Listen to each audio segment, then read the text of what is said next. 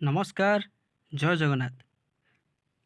आस ओडिया शिखा English grammar subject and predicate.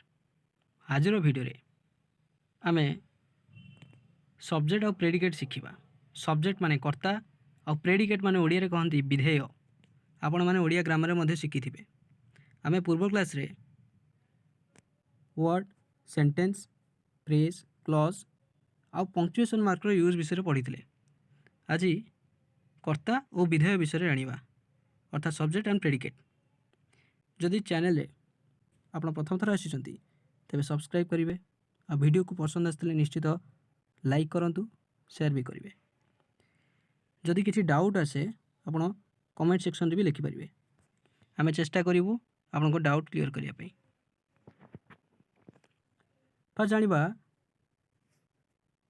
कि sentence mainly consist of two components or parts, the subject and the predicate. गोटे sentence mainly दुई भाग में विभक्त हो।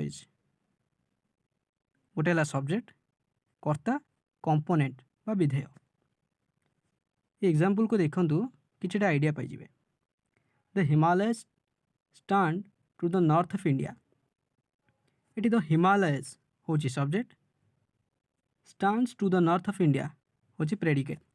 एबे आपण कहिबे आमे जानिबा केमती कोटा सब्जेक्ट कोटा प्रेडिकेट। चलंतु अधिक जानिबा। ता पूर्वरु आमे जानिबा कि when we make a sentence, आमे जतबेले गोटे सेंटेंस बनाऊ we name some person or thing. गोटे कौन सी पर्सन बा थिंग भी आमे सेठी रखी थाउ बा आमे कहि पारू ताकू ओडिया रे करता। Say something about that person or thing. In other words we must have a subject to speak about and we must say or predicate something about that subject.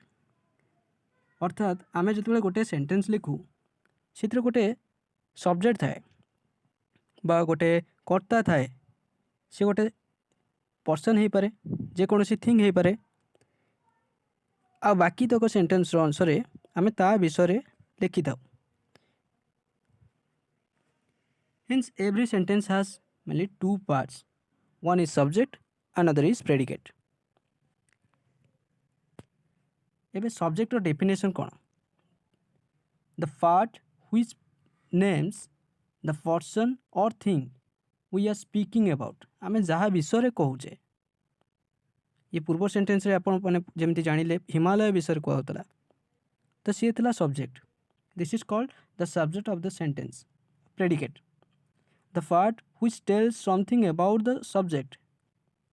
से पार्टा जोटा सब्जेक्ट विषय रे कहूची ताकू आमे प्रेडिकेट कहबा सेंटेंस रो। किछ example चलन तो बुझी जिबा। Look at the following sentence. Amritsar is a holy place.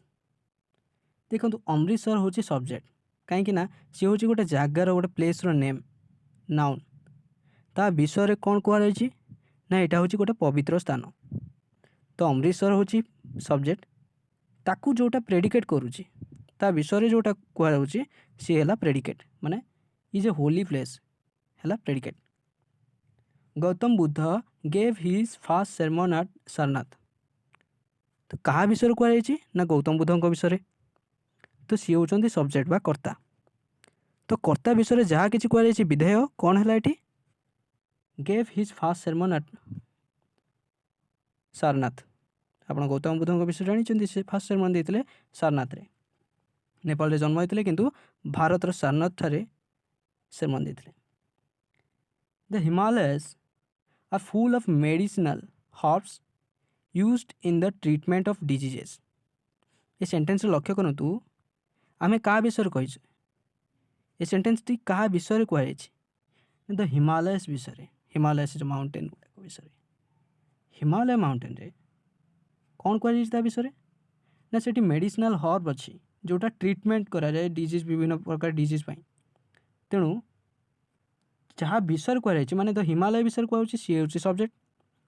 ता विषय जहाँ भी कहुई सी गुड़ाक है विधेय बा प्रेडिकेट। फोर्थ एग्जांपल रे द मंगोस किल्ड ए स्नेक। मंगोस माने आपण जानिथिबे नेउल प्रजातिर। मंगूस किल्ड ए स्नेक क्या विषय कहुई कर्ता किए ना मंगूस नेउल सी कौन कला ना गोटे सापटी को मारिदेला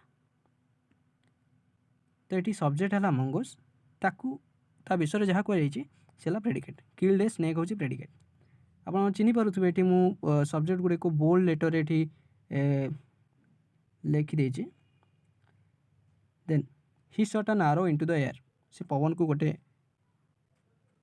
आरो बा तीर मारिला आरो बो माने आप जानते धनु तीर धनु माने बो आरो माने तीर तो ही हूँ सब्जेक्ट ताकू जोटा ता विषय डिस्क्राइब कर shot an arrow into the air से predicate prince Siddhartha renounced the world to become Gautam Buddha prince Siddhartha होउछन्ते एठी सब्जेक्ट तांको विषय रे जहाँ भी किछु कहुई एठी सेला predicate renounced the world to become